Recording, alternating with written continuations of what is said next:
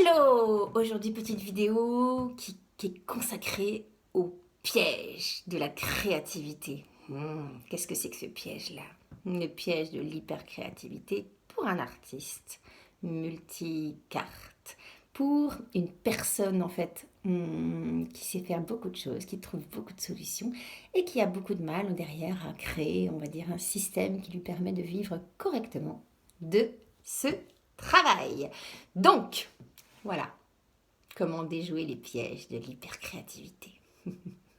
Alors, je suis Sidonie, je suis la créatrice de cette chaîne qui s'appelle Devenez libre comme l'art. Je suis moi-même artiste, hyper créative, multipotentielle, multicarte, multitâche, multi tout ce que vous voulez.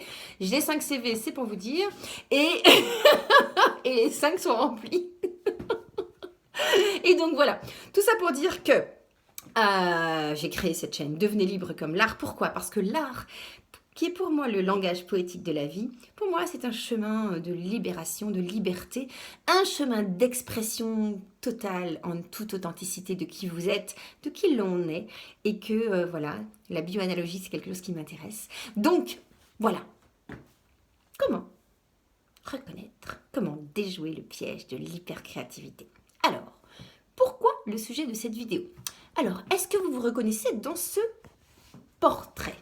Vous êtes un hypercréatif. À chaque fois que vous avez un problème, vous trouvez une solution. À chaque fois que vous avez besoin de quelque chose, vous l'apprenez. Vous avez des envies énormes. À chaque fois que vous faites quelque chose, vous avez envie, vous le faites une fois, vous êtes merveilleux dans cette activité, et puis pouf, une fois que vous l'avez fait, vous avez envie de changer. Voilà. Vous vous ennuyez très vite, vous réfléchissez très vite, vous trouvez très vite des solutions. Vous avez plusieurs CV, peut-être comme moi.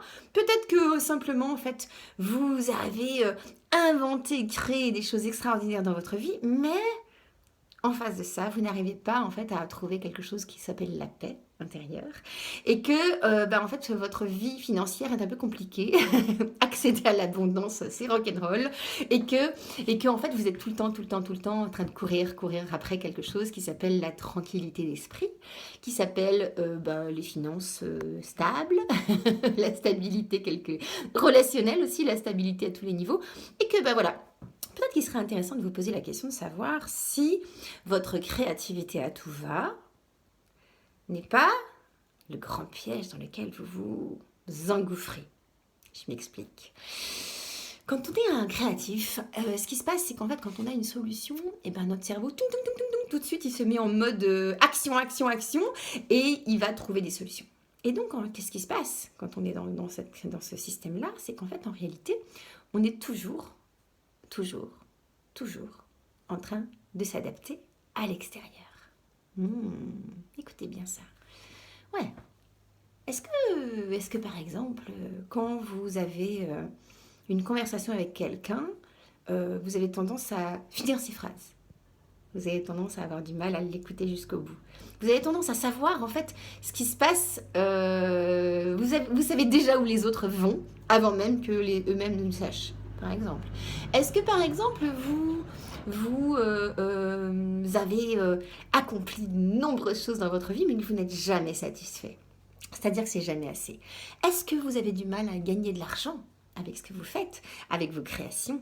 Est-ce que, voilà, toutes ces questions qui sont à se poser, peut-être en fait qu'il serait intéressant de vous poser la question de savoir si vous connaissez le principe du haut potentiel, le zèbre. Voilà, ce mot-là ne vient pas de moi, hein, ça vient d'une femme qui s'appelle Jeanne Sio Fachin. Je vous mettrai dans le commentaire de la vidéo un lien vers son livre qui s'appelle Trop intelligent pour être heureux. Alors c'est un très mauvais titre, attention, un très très mauvais titre, mais peu importe, en fait, ce qui est intéressant, c'est qu'elle a décrit un type de population qui est une population très créative, qui a une pensée arborescente. Et oui, la pensée arborescente, c'est quoi? C'est une idée, on amène une autre, etc. Ça n'arrête pas. Et en fait, il faut savoir une chose, c'est que le problème, c'est que quand on réfléchit comme ça, on est tout le temps en train de trouver des solutions créatives à quelque chose qui n'en a pas besoin. Je m'explique. Le besoin de renouveau, en permanence, ça permet, en fait, on va dire, ça crée dans notre vie une espèce d'impossibilité d'être au présent. Le présent, c'est jouir de ce que l'on a et développer ce que l'on a. Or, quand on veut, on va dire, simplement jouir d'une de nos créations, eh bien, il va bien falloir à un moment se poser la question, on va dire, accepter l'idée de se poser avec. Et ça, quand on est un créatif, une fois qu'on a fait quelque chose, en fait, on est déjà passé à autre chose. Et du coup, ça nous empêche totalement, en fait, de tirer le bénéfice de la jouissance, en fait, de ce qu'on a créé. Et je crois qu'il n'y a qu'une seule voie, en fait, une seule voie je dirais, d'apaisement de ça, c'est apprendre à être au présent. Alors, il y a plein de façons de le faire, plein. Il y en a une, c'est la méditation. Il y en a une, en fait, c'est accepter, on va dire, de stopper le mental qui raconte des histoires. En tout cas, reconnaître que le mental nous raconte des histoires. En tout cas, il y a une chose qui est sûre, c'est que l'état de conscience, c'est-à-dire voir la réalité sans la juger, voir la réalité ici et maintenant sans la juger, c'est une des seules voies qui, pour moi, permettent, on va dire, de prendre la mesure de là où l'on est et surtout de commencer à être en tranquillité avec nos créations.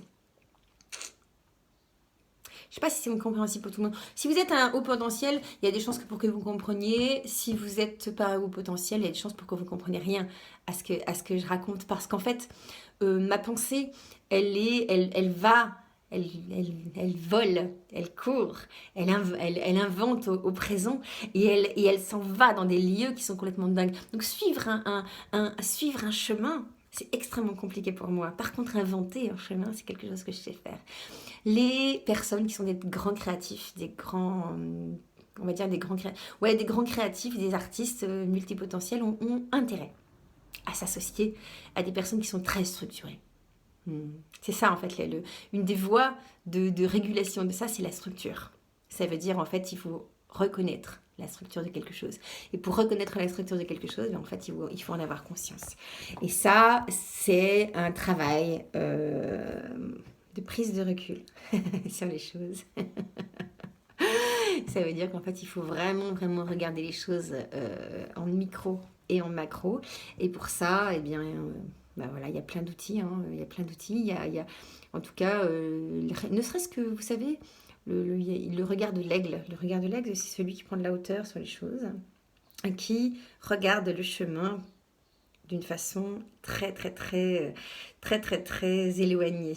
Et ça, c'est quelque chose qui peut aider en fait les hyper créatifs à déjouer le piège de la créativité. Il y a une deuxième chose, c'est une deuxième ou une troisième ou une quatrième, j'en sais rien, peu importe. Il y a quelque chose aussi qui peut être intéressant, c'est en fait la respiration pour revenir au présent. Et puis je